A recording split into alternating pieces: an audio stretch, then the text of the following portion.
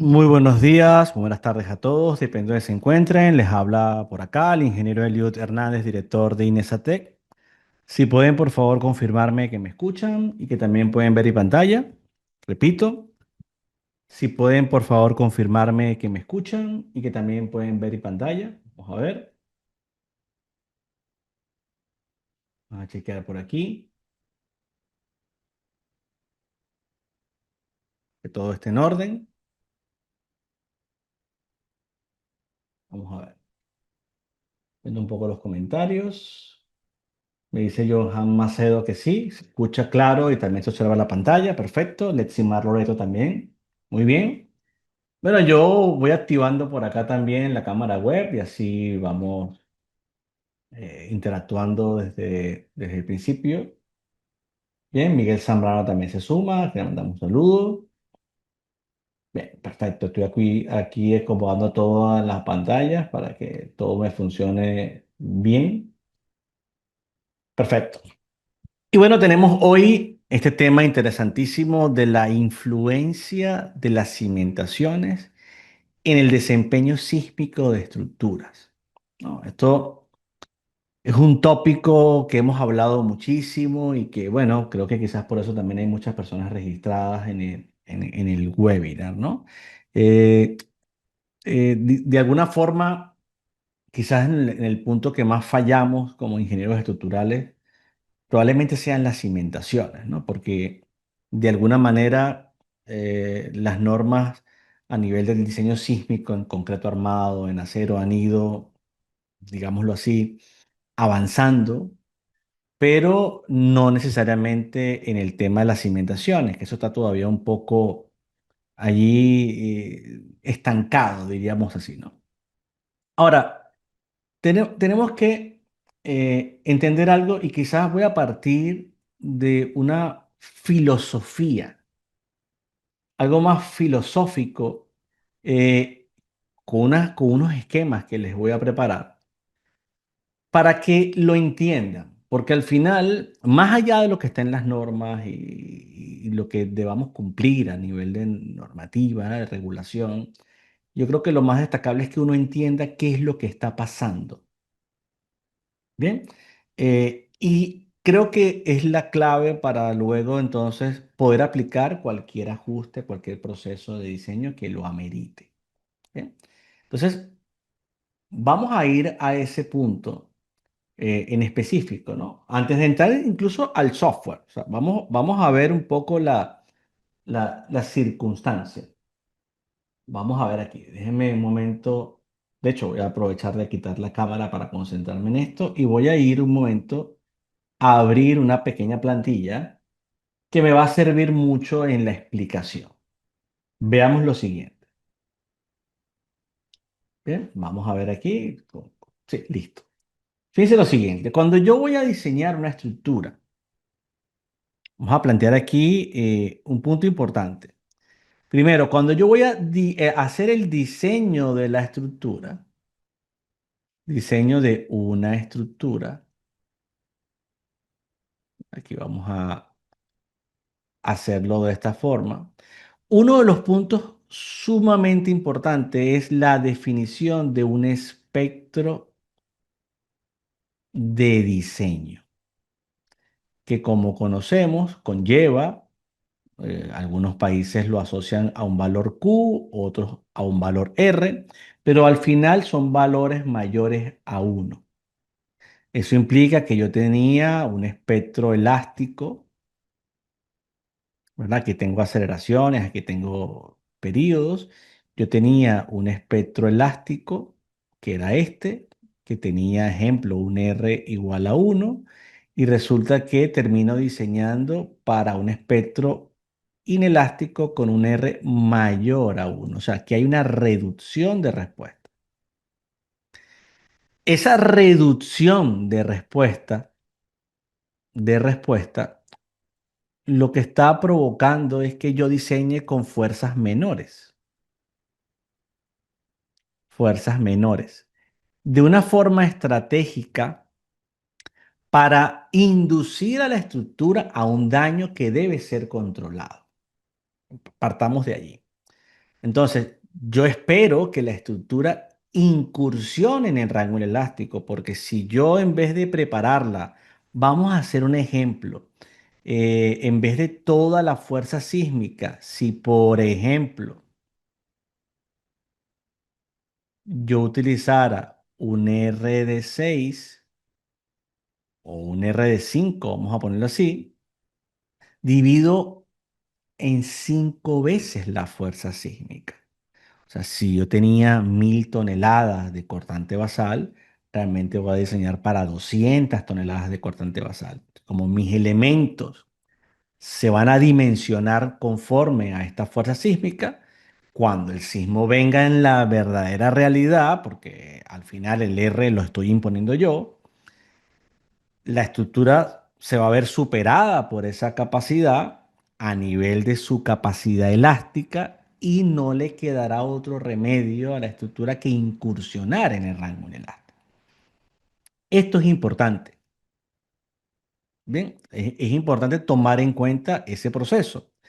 ¿Qué implica entonces? Que yo tenía una estructura, ¿verdad? O sea, yo voy a tener aquí una especie de estructura dibujándolo de la manera más sencilla posible, hago un poquito más de niveles y empieza el problema. ¿Por qué? Porque yo, por ejemplo, asumo que aquí hay una serie de empotramientos. De hecho, este modelo lo voy a aplicar tanto para el análisis lineal como el posible análisis no lineal. Ojo. Entonces, cuando yo vea, imponga, digamos, el espectro en esta estructura, y yo diseñe, claro, todos mis elementos van a cumplir, porque yo, si es acero, si es una estructura metálica, voy a procurar que las relaciones demanda-capacidad sean menores a uno. Si es una estructura de concreto armado, en el caso de las columnas, también voy a procurar que la relación demanda-capacidad sea menor a uno. Pero en el caso de las vigas, voy a darle el acero requerido para esa demanda que estoy imponiendo, insisto, con el R ejemplo de 5. Bien, perfecto. ¿Qué pasa cuando venga el sismo de verdad? Y ese sismo se represente a través de cargas laterales. Lo que va a hacer es que esa estructura se va a empezar a deformar lateralmente, lo que ya hemos hablado, y va a ocurrir que en esos elementos van a empezar a formarse rótulas plásticas.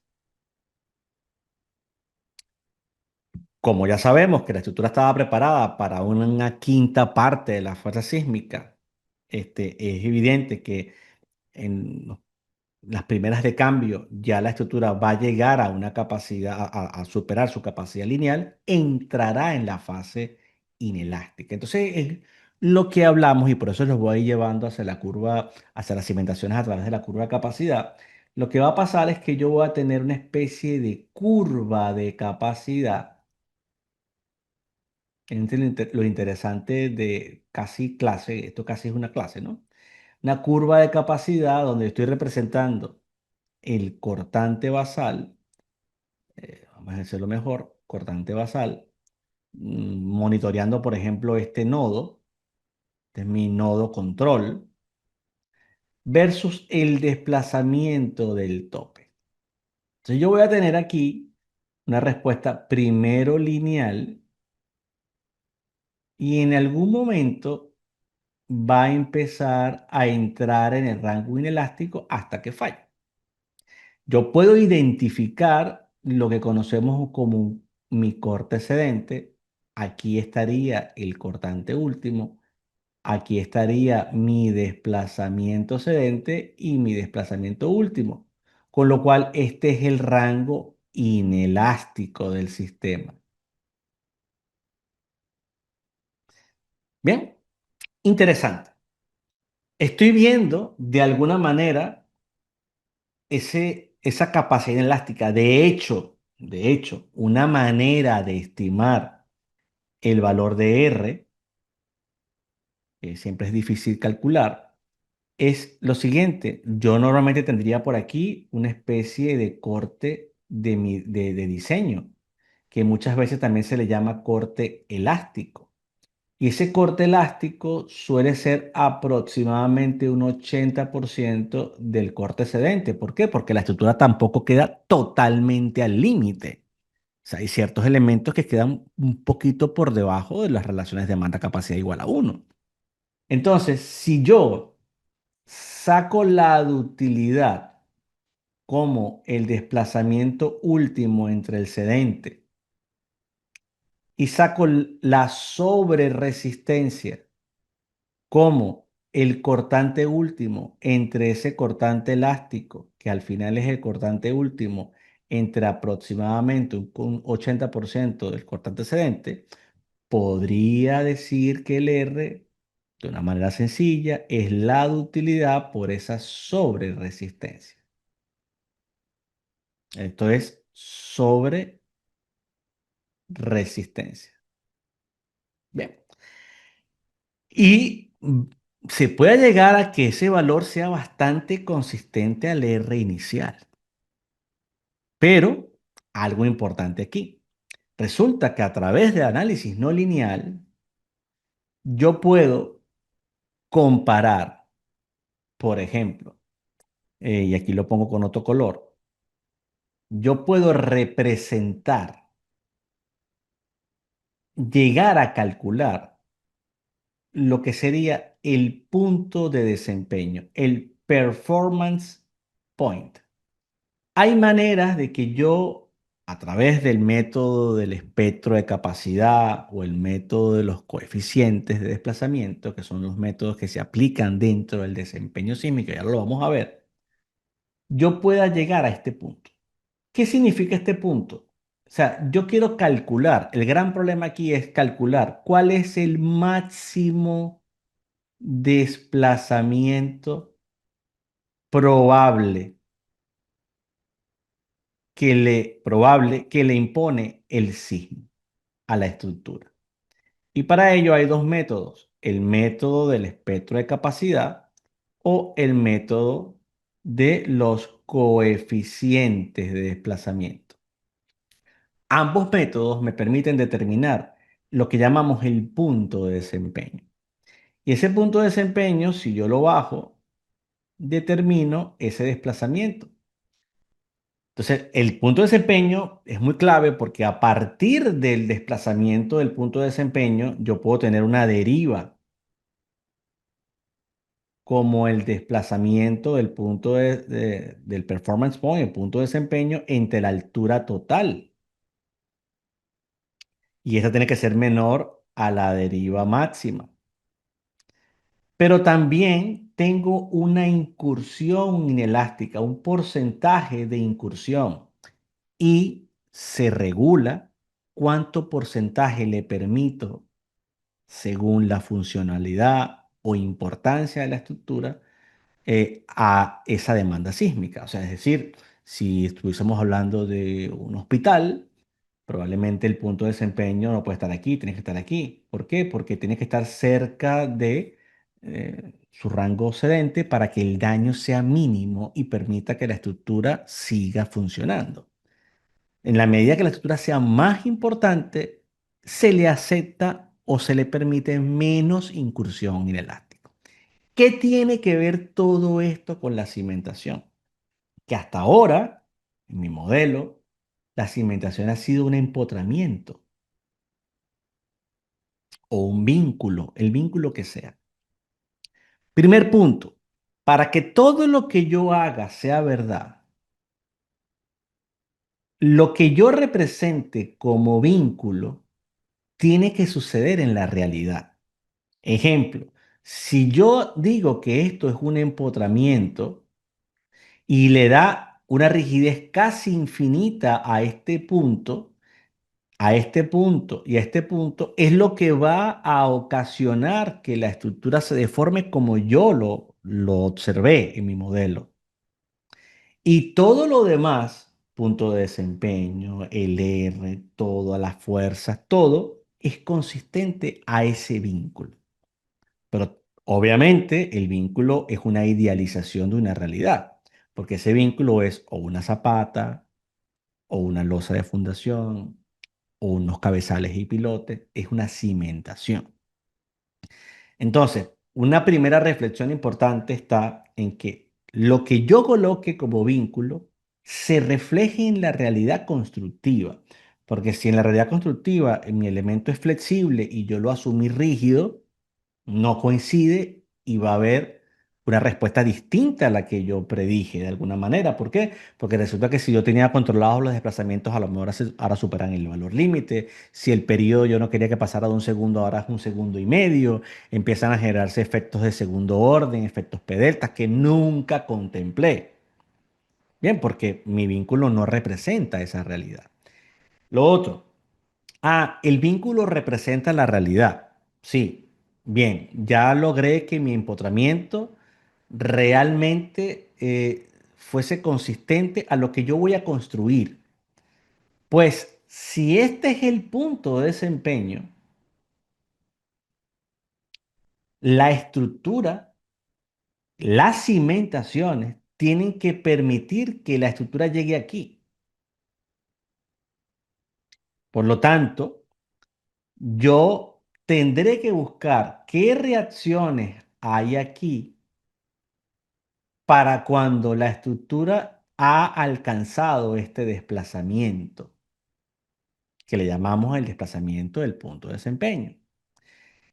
Si yo no preparo la cimentación para ese nivel de desplazamiento, probablemente la cimentación pueda fallar por cortante, por punzonado o tenga el acero de refuerzo indebido, que le haga fallar prematuramente y a lo mejor antes de llegar aquí, cuando está por aquí, falla la cimentación.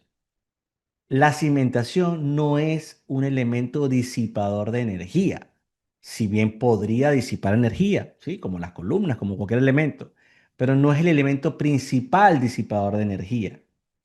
Sí disipa porque hay obviamente una dinámica de suelos y hay toda una serie de cambios de propiedades dinámicas, si lo hay, pero no necesariamente dependemos de eso para ello.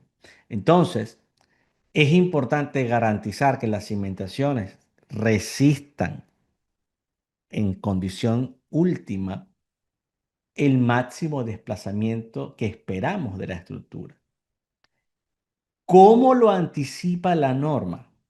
A través de el famoso factor de sobreresistencia, una especie de omega sub cero, que por ejemplo veríamos en normas como el AC7, que ahora lo vemos. Ahora se los mostraré. ¿Y cómo lo verificamos realmente? A través de un análisis no lineal, porque a través del análisis no lineal yo puedo decir, mira, está aquí. Incluso si yo dividiera este cortante de aquí entre el cortante elástico, o sea, si yo dividiera el cortante del punto de desempeño, el performance point, entre el cortante elástico, me daría una especie de omega, y una especie de incremento de fuerza que se va a generar, que un poco justifica los valores de amplificación que están en las normas. Bien, entonces, si nosotros diseñamos las fundaciones, cimentaciones, para las fuerzas de diseño del espectro inelástico con R igual a 5, 6, 7, estoy preparándolas para que su capacidad llegue hasta allí. ¿Qué va a pasar con las fundaciones? Que así como la estructura ha incursionado en el rango elástico, necesitaría la fundación también incursionar en el rango elástico, pero tomen en cuenta que nosotros no necesariamente preparamos a esos elementos de forma dúctil, como si lo hacemos con las vigas, con las columnas y los muros, porque para ello hay una serie de requisitos sísmicos muy claros, de detallado, de confinamiento, que no es el caso de las fundaciones. Entonces, por un lado, tendríamos que depender de que las fundaciones incursionaran en el rango elástico e involucrarlas en el modelo. Y por otro lado, tendríamos que preparar un detallado mucho más estricto que no es lo habitual, porque ni siquiera está de una manera explícitamente correcta implementada en las normas. Entonces, son elementos que deben permanecer más en el rango elástico hasta para dar estabilidad y que se cumpla lo que hemos hecho a través de nuestro modelo base. ¿Esto se entiende? ¿Se entiende la filosofía? Fíjese que empecé por aquí porque es muy complicado ir a un modelo sin entender esta filosofía. ¿Está claro? ¿Hay alguien que quiera hacer alguna pregunta? Puede hacerla por escrito, puede hacerla por voz, yo le puedo habilitar el micrófono, como quiera. ¿Se entiende? A ver, estoy diciendo un momento la cámara para animarles a ver si alguien pregunta. Vamos a ver. ¿Se entiende la filosofía?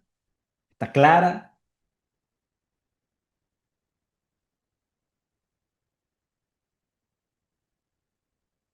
No se entiende. Pues no entenderse. Eso es válido. Vamos aquí, voy bajando a ver si hay preguntas.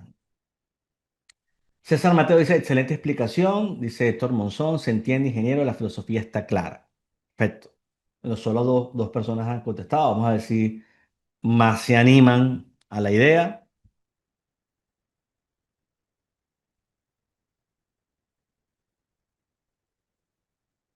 Vamos a ver por aquí. Son más preguntas que van llegando.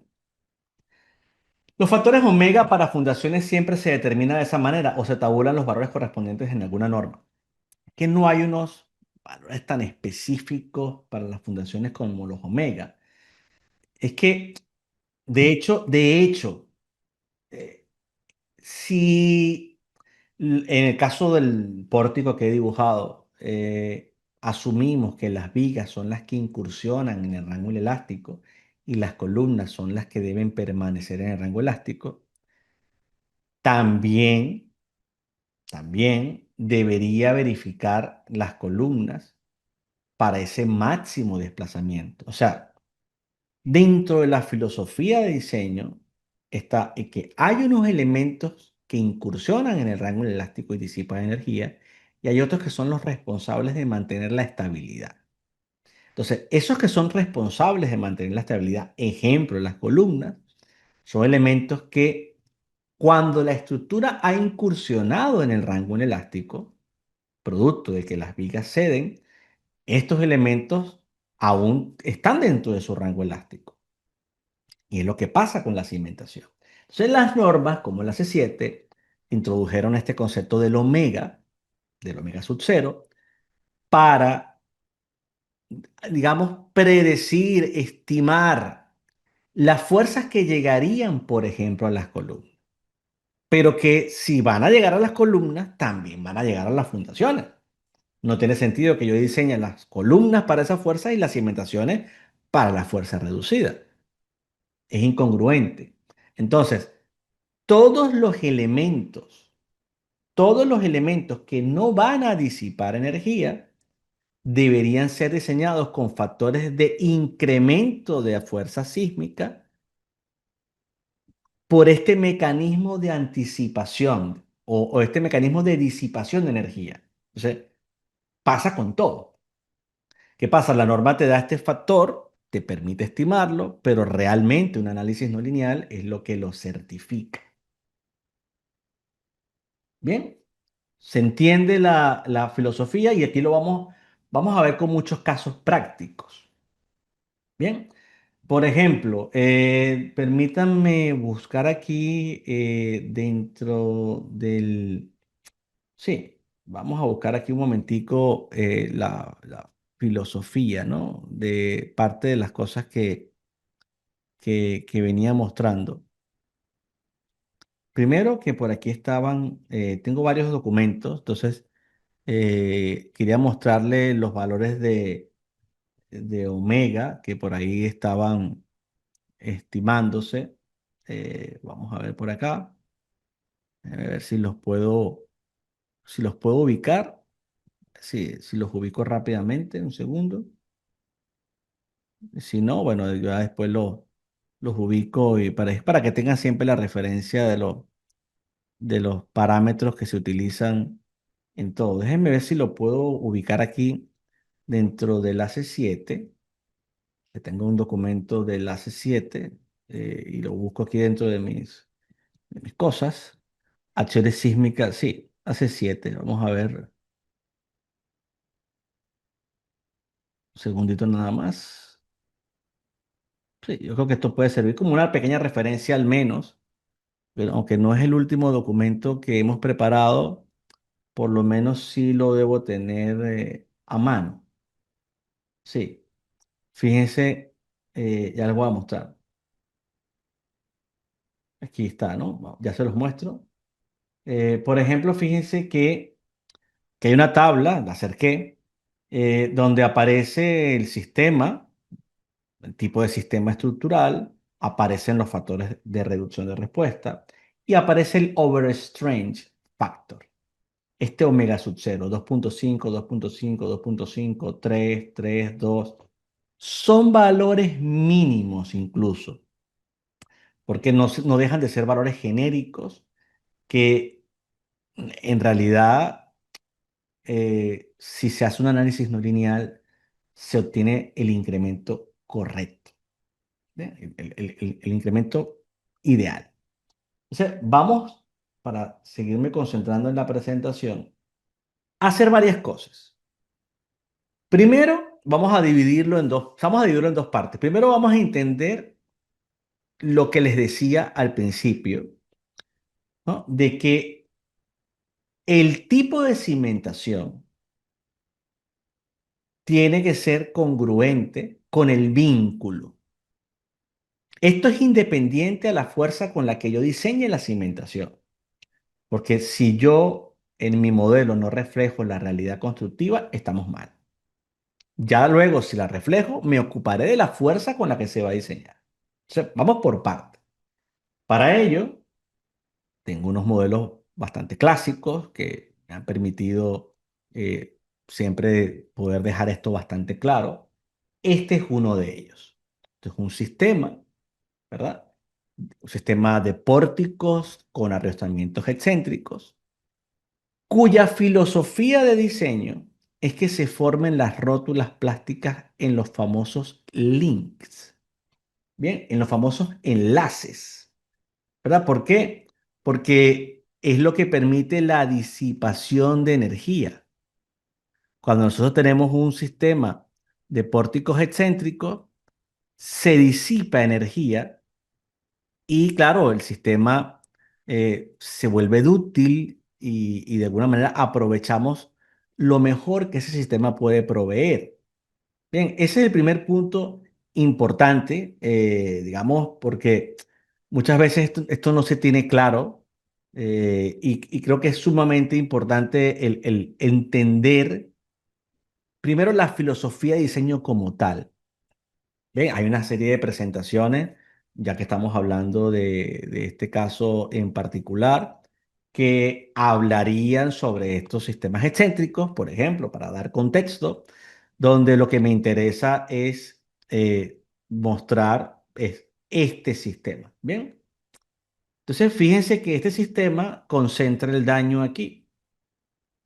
El resto de elementos, en teoría, permanece en el rango elástico.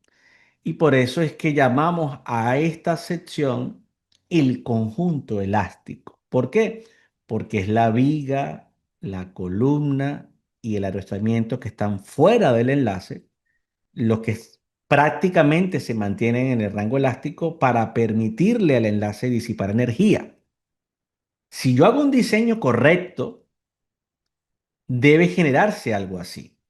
Unas rótulas plásticas justo en el enlace hasta que haya una rotación excesiva, pero en todo momento ha habido un empotramiento que lo garantiza.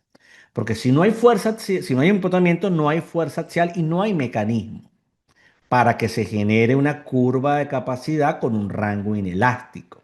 Si eso vamos al modelo de SAP 2000, bien, que les estoy representando, empezaríamos a ver cómo responde esta estructura.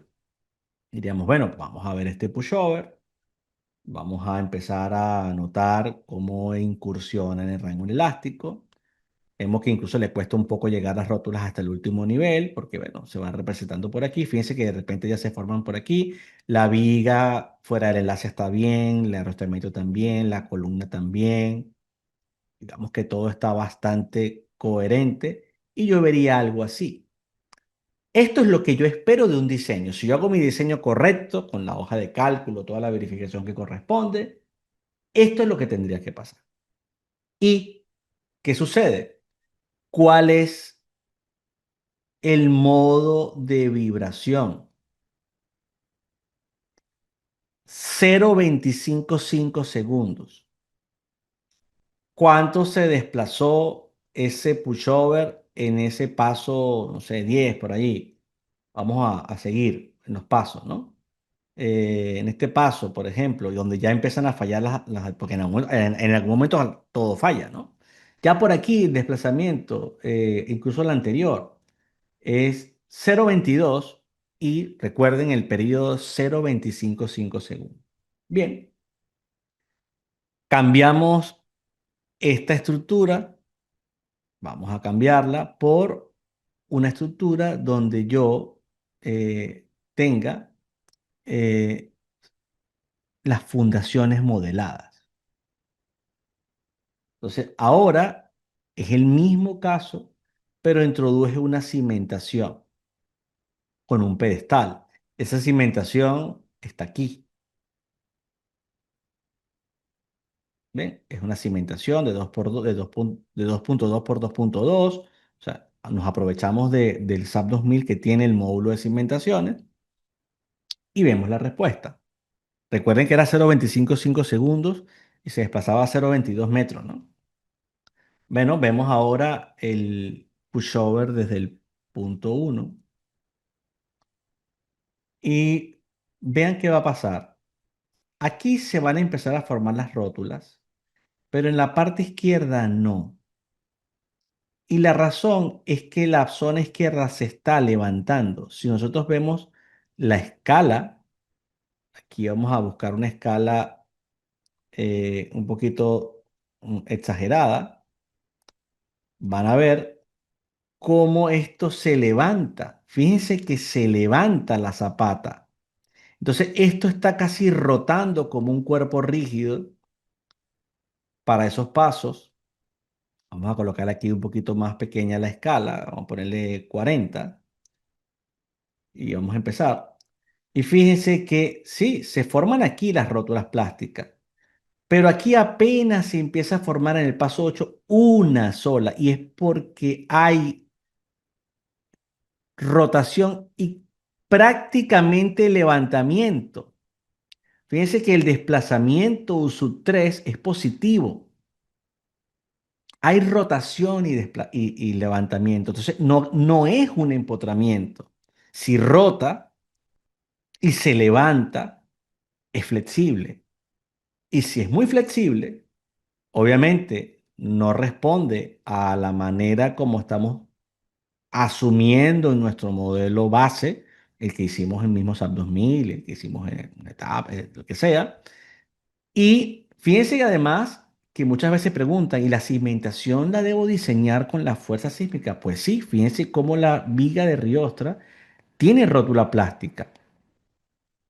No es solamente un tensor entre zapatas, sino que también se deforma como la viga del sistema. Entonces, ¿qué pasa aquí? Primer punto malo, la cimentación no está reflejando el empotramiento que yo había garantizado. No hay muchas rótulas plásticas, por lo tanto la estructura se está volviendo más inestable antes de disipar mucha energía. Y vemos un periodo que antes era 0,25 segundos pasar a un periodo de 0,46, casi el doble, un 80-90% más. Este no es el modelo que yo diseñé. Entonces, si ustedes hicieron un gran esfuerzo en esa edificación, en el software que sea, y simplemente le pasaron las reacciones a alguien, esa persona, o ustedes mismos diseñaron la zapata en una hoja de cálculo, hicieron lo que sea, y aunque resistan, son flexibles porque se puede levantar un 20-25% y aún así resistir, lo que no estarían contemplando es la incidencia de la interacción sobre la estructura, que no es solo por contemplarla, sino que el comportamiento que le induzca a la edificación sea indeseable. Porque aquí, por un lado, el periodo casi se duplica, pero es que además no se formaron las rótulas plásticas que yo necesitaba que se formaran. Problema. Contemplamos ahora otra estructura igual, ¿no? El mismo pórtico, pero con quizás las cimentaciones adecuadas. Entonces, si esto lo cambiamos por un sistema de cimentaciones profunda que se aproxima más a la realidad de una cimentación rígida, donde sí, también tengo una cimentación, obviamente, aquí de pilotes y cabezales, ¿no? Que está integrado dentro del programa. Claro, ahora vuelvo a ver la deformada, vuelvo a ver ese pushover. ¿Y qué pasa? Si corresponde a lo que yo había hecho. Se forman las rótulas plásticas en ambos sentidos. Yo puedo ver que prácticamente el desplazamiento que hay a nivel de cimentación es nulo. No es cero exacto, pero es nulo. O sea, es muy poco efectivo o despreciable, mejor dicho. Y yo vería entonces un periodo que antes era 0,255 y ahora me da 0,28. Esto tiene más sentido. ¿Por qué? Porque la incidencia, ¿cuánto es? Menos del 10%. Y puedo hacer que sea más pequeño todavía si yo hago más robusto el pedestal, si hago más robusto los pilotes, etcétera. Entonces, si ahora esto lo enlazamos con el punto 2, porque el punto uno era lograr que la cimentación fuese consistente al empotramiento o no modelar los empotramientos, sino modelar la cimentación de manera explícita, como te lo permite un SAP 2000, pero no todos los programas te lo van a permitir.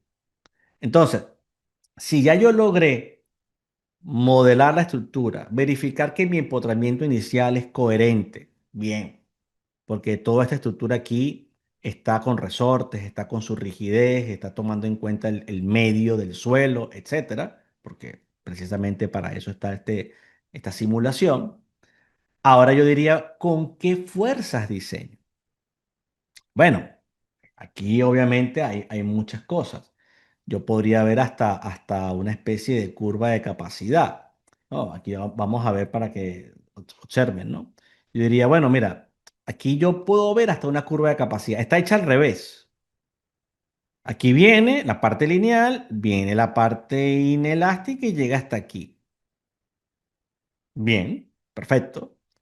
Yo podría comparar esto contra la demanda sísmica, ¿no? Por supuesto. Pero ¿cuál sería el extremo? Si yo quisiera aprovechar todo el rango inelástico de la estructura, tendría que la estructura, valga la redundancia, llegar o poder llegar a este desplazamiento que sería en el tope unos 34 centímetros. Por ejemplo, es verdad que yo lo pudiera cruzar contra, de alguna manera, vamos a poner aquí cualquier cosa, ahorita para que se vea. Supón tú que no sea 25 el factor escala. Ahorita después lo podemos discutir. 25. Ah, si llegara hasta aquí, yo les decía que yo podía llegar hasta el punto de desempeño, este target displacement. Digo, bueno, aquí. Resulta que ese target displacement a nivel de desplazamiento es 0,26 segundos, 0,26 centímetros. 0,26 metros, mejor dicho, ¿no? 26 centímetros, 27 centímetros. Sí, bueno, este sería justo hasta el límite de lo que le impone el sismo. Si yo quisiera aprovechar totalmente el rango inelástico, significaría llegar hasta los 34 centímetros. Entonces queda a mi decisión. Entonces yo puedo decir, bueno, vamos a buscar qué paso produce en el pushover, este pushover que está aquí, tan interesante. Vamos a ver qué paso produce ese desplazamiento. 0,34, no, vamos a seguir avanzando. Aquí ya vamos por 0,14, seguimos avanzando. Vamos a ver aquí vamos por 0,23, seguimos. Por ejemplo, bueno, uno más y uno más. Vamos a suponer que fuese este. Digo, es el paso 22. Ok, entonces ahora ¿qué hacemos? Buscamos las fuerzas, axial, la que sea, de ese pushover, paso 22. Y resulta que yo podría verificar la columna para esa fuerza, si quisiera, la viga fuera del enlace, y podría, que es el caso de lo que nos atañe hoy, ver cuánta fuerza hay en el pilote. Ah, hay 227 toneladas. Entonces, la condición de agotamiento de ese pilote, o sea, la resistencia última, debe ser mayor a esa demanda. Es distinta a la condición de servicio. Siempre chequeamos en servicio y en condición de agotamiento. Como pasa con las zapatas, chequeamos esfuerzos debajo de la zapata, ante condición de servicio, obviamente, pero hay una serie de verificaciones en condición de agotamiento, como el acero de refuerzo, el punzonado, el cortante, cosas que dependen de la condición última. Entonces, la condición última del pilote debe permitir alcanzar esta capacidad. Si el pilote resiste 150, falla el pilote antes. Yo podría aquí definir una rótula plástica axial del pilote. Yo podría involucrar las rótulas plásticas en los elementos de la cimentación y ver si alguno de ellos supera su cedencia. Podría hacerlo. Cada vez que lo haga será más complicado. Lo ideal que es, o cuál es, que estos elementos se mantengan rígidos, porque si ellos empiezan a flexibilizarse, empezarán a afectar a la superestructura. Y a ti te interesa que tu modelo de la superestructura no cambie las condiciones de frontera, que serían el vínculo a tierra. ¿Estamos claros?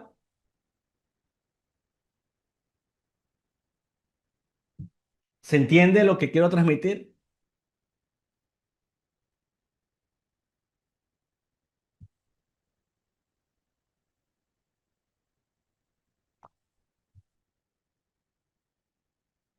Yo lo veo claro, pero bueno, siempre es interesante ver la opinión que tengan ustedes, ¿no? Esto no tiene nada que ver en si es zapata, si es una cimentación profunda, si son cabezales, ¿no? Esto es general. Es decir, en primer lugar, yo debo garantizar que el vínculo sea consistente a lo que vaya a construir. Verificar la rigidez a mano es complicado. Entonces, un software como SAP 2000, así usted haya hecho un diseño en etapas. Tú podrías mostrar aquí un pórtico representativo y sus cimentaciones te darían una idea clara de si la cimentación que has diseñado, ¿cómo sería el proceso? Tú puedes poner tu empotramiento, tú podrías diseñar la cimentación, podrías utilizar los factores de amplificación sísmica que te da la norma, ejemplo, ¿no? Como mínimo, para verificar esas cimentaciones. Ya tendrías una dimensión de las cimentaciones, supongamos que le hiciste en una hoja de cálculo, ejemplo. Luego podrías modelar esas cimentaciones, entre comillas, diseñadas en un software y ver que tu estructura funcione bien, que no haya cambios significativos de la respuesta dinámica, etcétera. Y te permitiría luego ajustar la cimentación según tú necesites mejorar la respuesta de la estructura.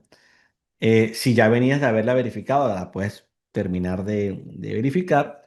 Y ese valor de amplificación sísmica, que al principio era una estimación, si haces un análisis no lineal, se convierte en una comprobación. Ah, yo había asumido 2, pero realmente fue 4. Me quedé corto. Entonces, obviamente, ¿cómo nos pudiéramos saltar todos estos pasos si nosotros involucráramos las cimentaciones en el modelo? Si yo, por ejemplo, hiciera un modelo ya a gran escala, siguiendo la misma filosofía de lo que he venido mostrando ahora, ¿verdad? Si yo hiciera algo como un modelo completo, o sea, si yo, un edificio, y aquí estarían incluso las losas, si yo este edificio, yo lo modelé, lo diseñé en etapas, por ejemplo, y la solución con esos empotramientos y con todo lo que estamos hablando, la traigo para acá, claro, yo aquí puedo ver el efecto completo del diseño de la edificación con la cimentación, con un análisis lineal y no lineal involucrado a su vez, que me permitiera entonces ver cualquier tipo de deformación, ¿no? Entonces, como que, bueno, ir viendo los pasos. Yo puedo ir viendo cómo se va deformando esta estructura. Bien, y bien, fíjense que se van formando las rótulas plásticas. De hecho, yo me atrevería a decir que a pesar de que sigue siendo un modelo matemático, la solución a la gran mayoría de nuestros problemas en ingeniería desde el punto de vista de la estimación de fuerza es hacer el análisis no lineal. ¿Por qué? Primero, si yo hago el análisis no lineal, obtengo la curva de capacidad. Con esa curva de capacidad tengo la realidad de la estructura. Sé si su ductilidad es consistente con lo que yo asumí. Yo asumí un R que conlleva una ductilidad y la estructura debería reflejar esa ductilidad. Si yo no lo hago, simplemente asumo que llega a esa ductilidad. Punto 2. Puedo obtener el punto de desempeño para una demanda sísmica real y saber si ese punto de desempeño evidentemente está dentro de la curva de capacidad y está en un rango adecuado. Bien, perfecto. Tercer punto, como tengo un análisis no lineal y la estructura o el modelo me va a dar las fuerzas en el resto de elementos que no disipan energía, puedo dimensionar esos elementos para esas fuerzas reales y no simplemente a una estimación muy básica de un omega sub cero. Porque aquí puedo decir, mira, para el paso, invento, para el paso número 9 donde ya hay una serie de rótulas, si este fuese el punto de desempeño, digo, bueno, vamos a ver la fuerza axial que hay en esta columna, vamos a ver el momento que hay en esta columna. Entonces, verifico, incluso con el propio software, puedo verificar que la sección cumple para esa demanda.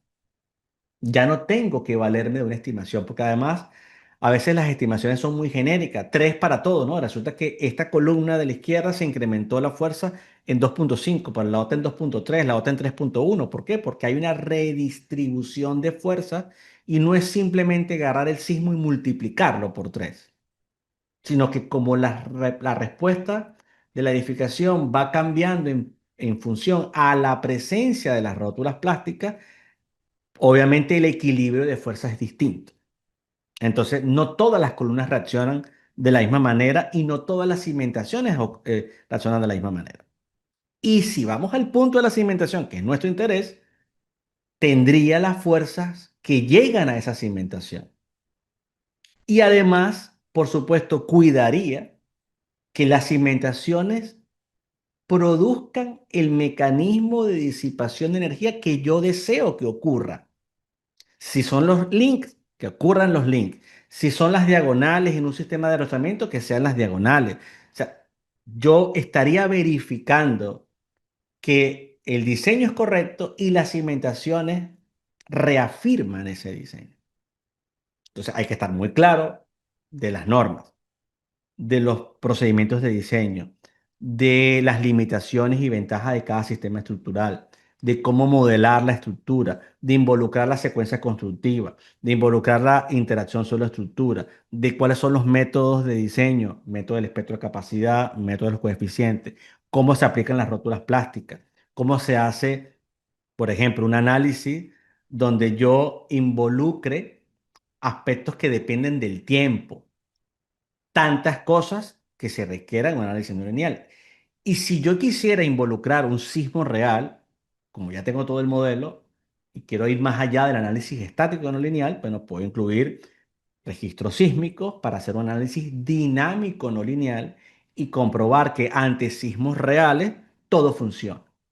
Entonces, ¿qué está pasando con la filosofía actual que tenemos de diseño? Que nos estamos quedando hasta un modelo lineal, asumiendo un R inicial y simplemente asumiendo, valga la redundancia, que todo lo demás está por defecto, que lo que yo haya diseñado se va a cumplir, que sea dúctil, que la cimentación va a permitir el mecanismo de disipación de energía, que todo fluye perfecto.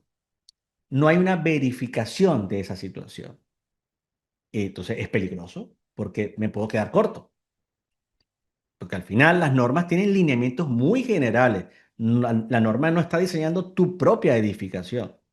Si aquí hubiese irregularidades entre piso blando, irregularidades de torsión, vería el impacto sobre la estructura, porque fallarían los elementos que son sensibles a esa irregularidad y los puedo modificar, porque si yo veo que hay columnas que fallaron raro porque producto de la torsión, digo, no, ataquemos esta columna, pongámosla más grande.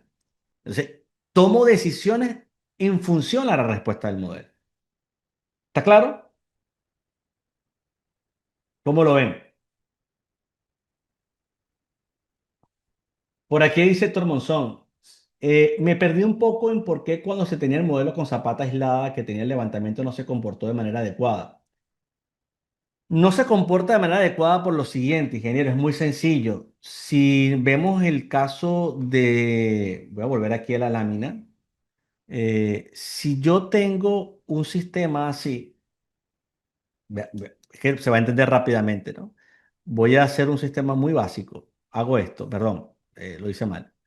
Si yo tengo algo así, y aquí voy a aprovechar de borrar esto, que siempre voy a quitar esto aquí, y aquí voy a borrar, para que me quede más sencillo, ¿no? Entonces, ¿qué pasa? Si yo tengo esto así, imaginemos un caso muy sencillo, incluso con una diagonal, pero bueno, vamos a hacer el excéntrico, ¿no? Que viene por aquí, y este viene por aquí, y este está por aquí, y este está por aquí.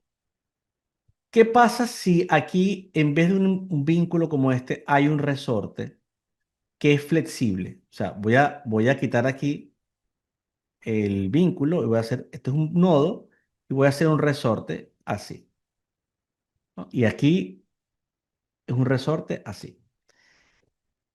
Para que aquí se produzca una fuerza axial, P, este punto tiene que estar rígido. Pero cuando viene el desplazamiento lateral, si este punto está rígido, el desplazamiento lateral puede ser de izquierda a derecha o derecha a izquierda. Cuando este valor viene por acá, comprime, extracciona esta diagonal y comprime esta diagonal. Entonces, la fuerza de compresión, como este punto no se desplaza, está rígido, genera que aquí se levante y esto genera que aquí disminuya. Entonces se genera este elemento disipador. Si resulta que el apoyo es flexible, lo que hace es desplazarse la diagonal. Y si algo se desplaza como cuerpo rígido, no genera fuerza. Necesitas un punto de apoyo para que comprima y la viga se vea afectada por la fuerza, que en este caso sería un cortante en la viga. ¿Está claro? ¿Se entiende más?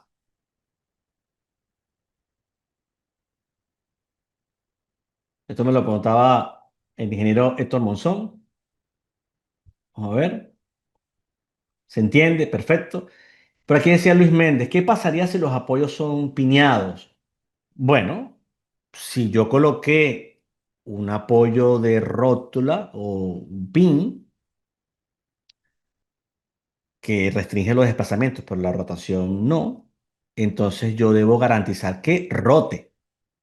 Si luego lo empotro, está mal, porque si yo lo coloqué que rotaba, diseñé la zapata para una fuerza axial nada más, porque asumí que a la zapata o lo que sea nada más llegaba una P y fuerzas en el plano, pero no consideré el momento, sería un error bastante crítico que luego en obra hiciera un empotramiento porque le llegaría un momento que nunca contempló.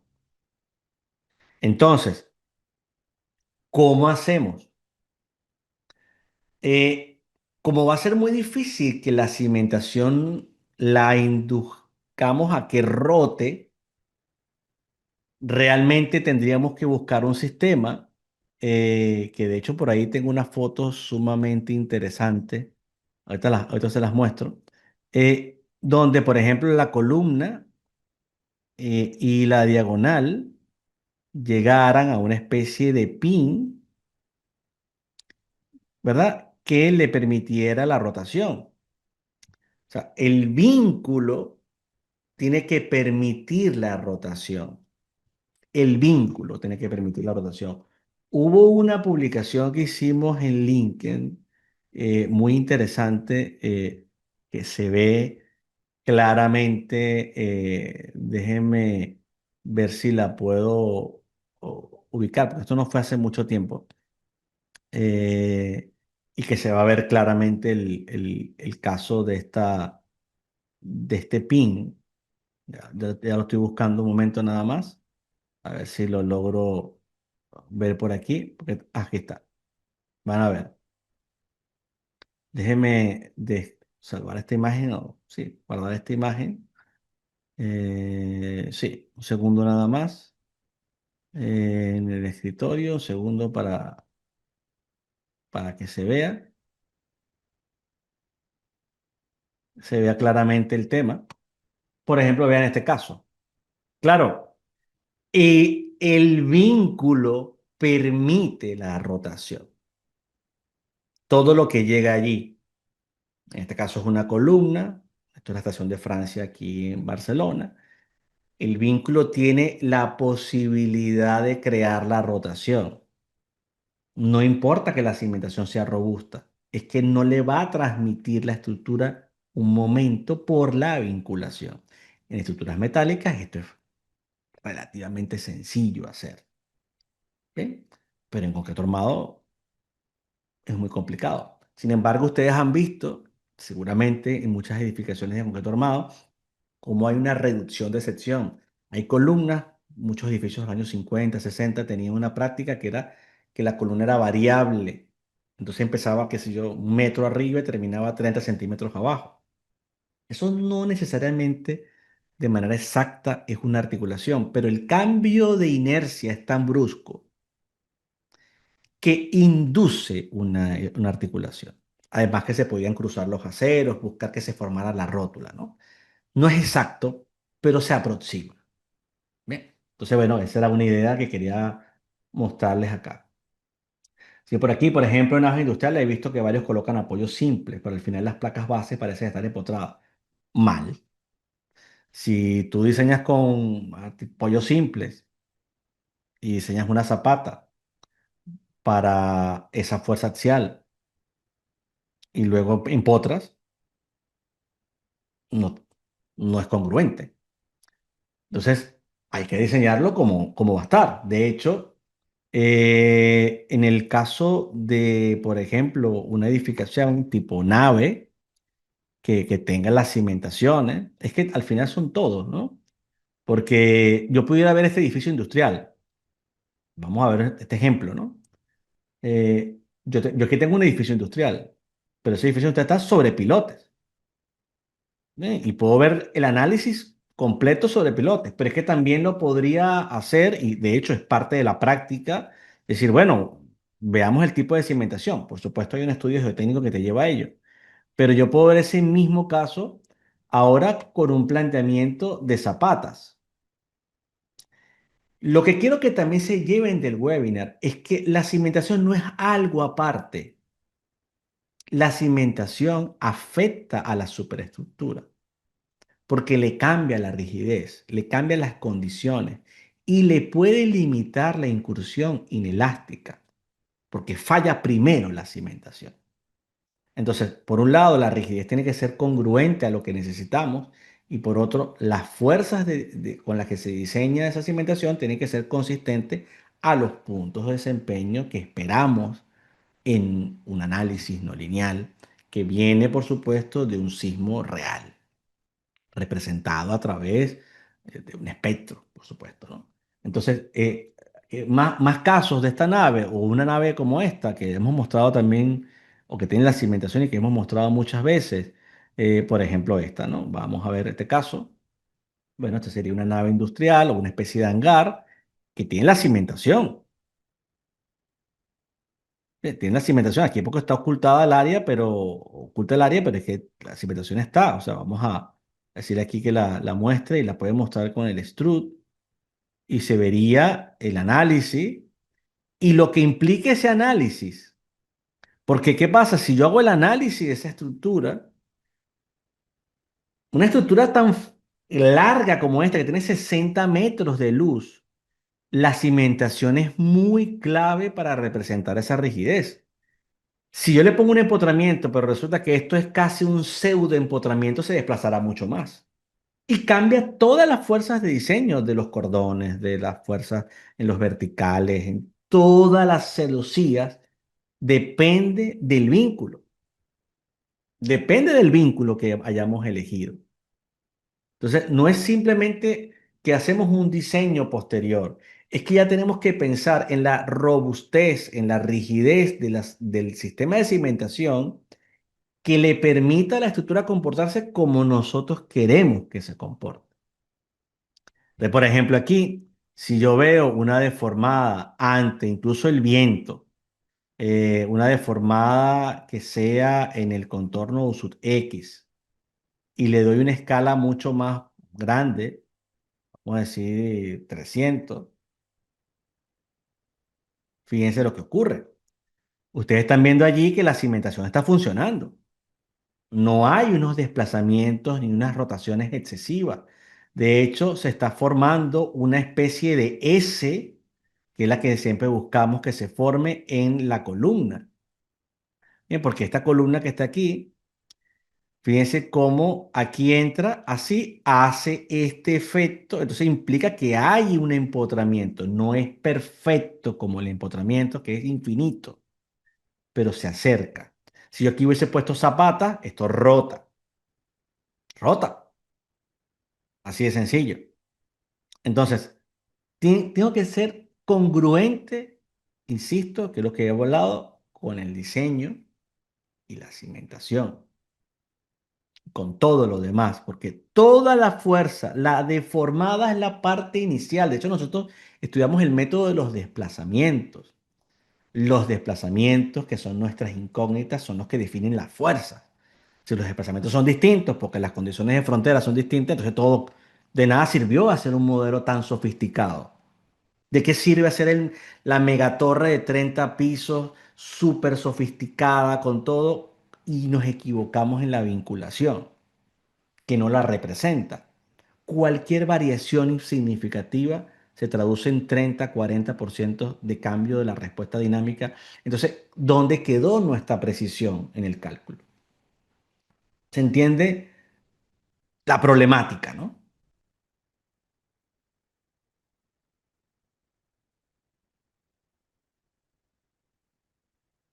Yo creo que es interesante. Voy a mostrar un modelo interesante también en ETAPS, que lo tenía por aquí justamente. Bueno, esto lo estaba trabajando justo como un edificio existente. Fíjense este caso.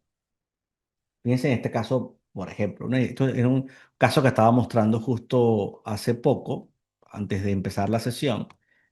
Estábamos analizando en la especialización de análisis no lineal el refuerzo de un edificio existente. Vean lo interesante de este caso. El edificio no tenía los ariostramientos y tampoco tenía una sección de refuerzo aquí. Entonces resulta que el análisis original de la estructura, vean, digámoslo de esa manera, reflejaba un comportamiento indeseable. Indeseable. Hay que reforzar la estructura. Estamos claros. Ese refuerzo de la estructura pasa porque esta columna de 60 centímetros que está aquí se refuerce, por ejemplo, de diferentes maneras, pero esta sería una manera. Está embebida dentro de otra sección más grande, con una serie de refuerzos angulares, etcétera. Entonces, ya reforzamos por ahí. Pero ese refuerzo va a venir, obviamente, en una cierta fase. Además, se introduce el sistema de diagonales. ¿Qué pasa aquí? Cuando yo intervenga esta estructura, voy a cambiar toda la condición de la cimentación. Pero incluso en esta nueva cimentación, porque acabo de añadir esos arrestamientos, va a haber un diseño que tengo que estar pendiente de cómo se tiene que ejecutar. Como son elementos gen a cero, puedo buscar una vinculación que garantice la articulación. Pero para que vean, si yo hago un análisis de secuencia constructiva, primero del caso gravitacional de secuencia constructiva, primero yo vería que lo que existe es un solo nivel. Luego el siguiente nivel, luego el siguiente nivel, siguiente nivel, siguiente nivel y llega hasta arriba. Una vez que yo ya he hecho mi análisis de secuencia constructiva, hago mi análisis del pushover tradicional y van a ver qué tiene que ver con las cimentaciones. Hago mi análisis y ese análisis de la deformada del pushover, desde el paso número uno, por ejemplo, yo vería cómo se van formando las rótulas plásticas. Entonces, tanto los elementos estructurales que deben garantizar la estabilidad como las cimentaciones, obviamente, deben ser diseñadas a partir de este análisis. Si yo tomo este modelo real, y esto fuese un diseño original, yo ya aquí podría saber qué fuerza axial llegó a estas columnas, podría saber los momentos o fuerzas que llegan a este muro y puedo diseñar. Si lo que resulta es que esta estructura tenía unas cimentaciones, yo ahora tendría que, ya teniendo este modelo, primero, modelo número uno de aproximación con mis vínculos típicos, yo ahora tendría que verificar si esa interacción sobre la estructura va a ser dañina. ¿Cómo? Tomando en cuenta la rigidez de las cimentaciones, si son zapatas, si son pilotes, si es una losa de fundación, y tratar de representar eso en un modelo con resortes. Si estoy en ETAPS, yo puedo no modelar, podría no modelar las cimentaciones, pero sí aplicar una serie de resortes que representen esa interacción suelo, cimentación, estructura. Porque el SAP 2000 sí te da la posibilidad de modelar la cimentación, pero el TAPS no. Entonces, el vínculo puede ser sustituido por una serie de resortes que representen esa rigidez. Y eso es algo que está en documentos como el NIST, está de hecho aplicado en el propio ETAPS. Yo puedo cambiar las condiciones y ver qué pasa con esa vinculación, ¿no? Entonces, yo aquí tendría que representar esos elementos y verificar que esta estructura, por ejemplo, se desempeña así. Aquí está el punto de desempeño. Entonces, tengo como que el desempeño con base empotrada y desempeño con la interacción sobre estructura. De hecho, déjenme buscar un modelo que tenga la interacción sobre estructura. Seguramente aquí lo voy a poder filtrar. Sí. Eh, por ejemplo, fíjense este caso. Les voy a mostrar este caso de aquí. Esto sería, sí, este está bien. Van a ver este caso. ¿Qué hago en este caso? Tomo un pórtico mixto, como le llamo yo, porque tiene concreto y tiene acero. Entonces, estos vínculos que están aquí representan la rigidez del sistema suelo, cimentación, estructura, donde un caso muy crítico son las zapatas. Entonces, fíjense que el programa tiene la posibilidad de definir un perfil de suelo y, en este caso, el ETAPS, y además tiene la posibilidad de definir una zapata aislada. Esa zapata aislada, con una serie de dimensiones y el suelo, le permite al programa, o nos permite asignar, porque yo aquí puedo asignar un sprint y asignaría ese sprint que representa la zapata, porque tiene las dimensiones de la zapata y el perfil del suelo. Entonces, ya sabiendo que las zapatas son mucho más críticas que las fundaciones profundas, porque evidentemente las zapatas tienden a ser flexibles, yo puedo, aquí en el top, perdón que se me haya salido, quitar los empotramientos, aplicar la zapata con su dimensión. No la estoy modelando físicamente, pero estoy representándolo a través de un resorte que tiene las características de la incidencia de la zapata y el tipo de suelo. En conjunto generan una rigidez. Entonces yo puedo hacer un análisis de esta estructura, hago mi análisis y comparo el resultado contra el de empotramiento, por ejemplo. Y si yo veo que las variaciones no pasan de un 5%, doy por bueno que ese modelo funciona. Si se incrementa es 10, 15, 20%, o diseño para esa condición porque no me queda más remedio, o hago ajustes en el tipo de cimentación para que la interacción sobre la estructura no sea crítica. Bien, aquí no sé si se llegó a generar el pushover, pero en principio aquí vería la incidencia. Fíjense que estos puntos tienen desplazamiento en Z, tienen ciertas rotaciones. ¿Por qué? Porque no son empotramientos exactos. Aquí se empiezan a formar las roturas plásticas. Entonces, un ejercicio que siempre es muy interesante es comparar el modelo original con el modelo con interacción sobre estructura y tomar decisiones basado en esos resultados. Quiero hacer un modelo mucho más detallado de la cimentación. Replico este pórtico en SAP 2000 y modelo la cimentación. Y me puede servir hasta para comparar que el modelo con cimentación físicamente modelada en el software se aproxima a las estimaciones de estas rigideces.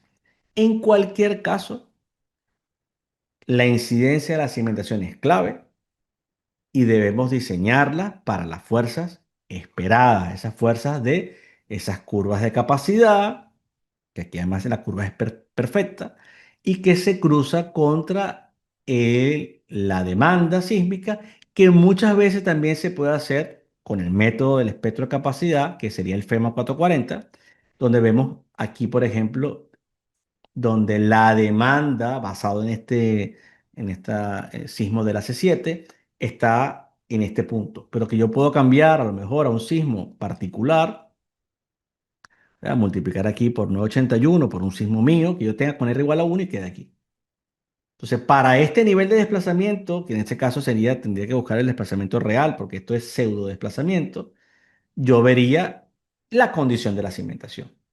Bien, creo que eso era lo esencial que quería transmitir en esto, ¿no? Por aquí, Angie, me surge una duda. Si desde la geotecnia se recomienda un tipo de cimentación específico, ¿cómo se debe proceder? Bueno, claro, la geotecnia te dice, son cimentaciones superficiales. Interesante. Importante. ¿Qué pasa entonces si yo tenía que, si la geotecnia me dice por las condiciones del suelo? Mira, ahí tú no puedes meter pilotes, son cimentaciones superficiales. Tengo que pensar en qué estructura se va a afectar menos por la presencia de esas fundaciones. Por ejemplo, consejo, unas estructuras metálicas que desarrollan mucha fuerza, como el caso de los pórticos excéntricos, los pórticos arrastrados, que tienen diagonales, van a tener problemas con fundaciones superficiales. ¿Por qué? Porque son muy flexibles, se levantan, permiten rotación. Entonces, los mecanismos de disipación de energía no son adecuados. Entonces, tengo que irme por sistemas más pesados o sistemas que no generen tanta tracción. Entonces, me voy por pórticos resistentes a momento, me voy por muros. Me voy quizás hasta por una estructura de concreto armado, a lo mejor, ¿no? Entonces, tengo que pensar el sistema estructural acorde a esa fundación.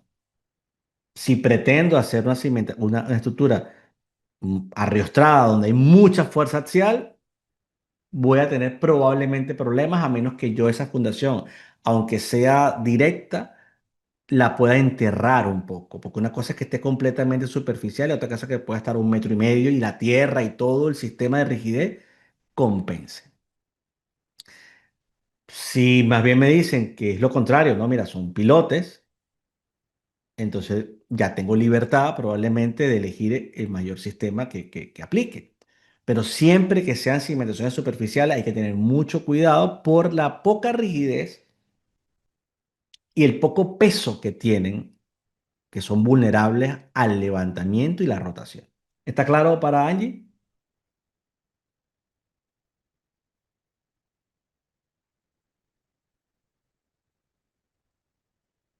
Qué bueno que me había hecho esta pregunta y no quería dejarla ahí en el aire.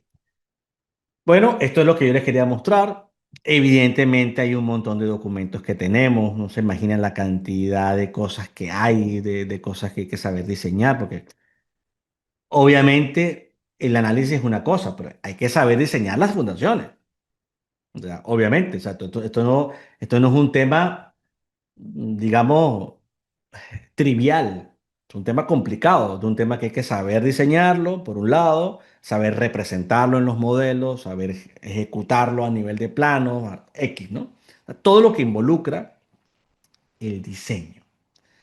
Y esto es algo que nosotros tenemos en nuestros programas de formación y que también damos consultoría en este tópico. Ustedes tienen un problema de diseño de cimentaciones, con mucho gusto le podemos ayudar como parte de los trabajos técnicos que desarrollamos desde Inesatec. Asimismo, dicen, no, mira, yo quiero prepararme en el diseño sismo resistente, saber de cimentaciones, de conexiones, de pórticos a momento, arriostrados, edificios de mediana altura, gran altura, etcétera. Entonces, bueno, por supuesto, en función a ello, eh, hay una serie de programas de formación. Entonces, hay una especialización en ingeniería estructural y sismo resistente, una especialización en análisis no lineal, justo este tema que estamos hablando. Ambos dan el máster en Ingeniería Estructural y Adecuación Sísmica de Edificaciones. También hay un máster en Ingeniería Estructural con Simulación Avanzada por Elementos Finitos. Es decir, hay un conjunto de programas de formación que atacan diferentes áreas. Hoy hemos hablado de algo que está dentro de estas dos primeras especializaciones y el máster de Ingeniería Estructural y Adecuación Sísmica de Edificaciones. ¿Por qué? Porque involucra modelos lineales, no lineales, shower, curvas de capacidad, etcétera. Y es lo que se ve. Entonces, esto no es algo sencillo, insisto, hay que estudiarlo bien. Entonces, bueno, está la posibilidad de formarse, está la posibilidad, si ya tienen información, más bien de apoyarse en nosotros, en servicios de consultoría. Digamos que todo es válido. Nosotros, bueno, yo en este caso que tengo el rol de presentador hoy, lo expongo abiertamente, así que están más que invitados a contactarnos si lo necesitan. Y aquí tienen también un blog de mucha información que vamos subiendo constantemente. Así que bueno, de hecho, también desarrollamos muchos webinars, ¿no? Como de hecho hoy lo estamos haciendo. Tenemos una cantidad de webinars durante el mes de septiembre, pero es que también si revisan, hay una cantidad gigante de webinars que se han dado, bueno, a lo largo de muchísimos años. Aquí hay apenas unos pocos. Y gran parte del contenido, precisamente de estas cosas que estamos hablando hoy, todos estos contenidos asociados al diseño, bueno, forman parte de esos documentos que se entregan en estos programas de formación. Así que con esto cierro la exposición de hoy. Tuvimos una hora y media muy interesante. Este, espero que les haya servido mucho. Y por aquí me preguntan, ¿en el máster de edificaciones en acero se estudia este tema? Sí, brevemente, dentro de un tema vemos la parte no lineal, porque sí, se ven casos, estudios, pero evidentemente la mayor parte de esto se estudia en la especialización de análisis no lineal. O sea, en la de acero sí, se tocan los temas y se ven algunos ejemplos, pero una información mucho más limitada que lo que puede haber dentro de la especialización solo de ese tema. Bien, espero que esto les haya servido. Yo no pretendo cambiar las formas de diseño de nadie, simplemente les expongo los casos. Ustedes toman sus propias conclusiones. Al final, la ingeniería es muy diversa y todos tenemos nuestros propios criterios. Pero bueno, este humilde servidor trató de ayudarles en estos 90 minutos. Muchas gracias y nos vemos en una siguiente oportunidad. Hasta luego a todos.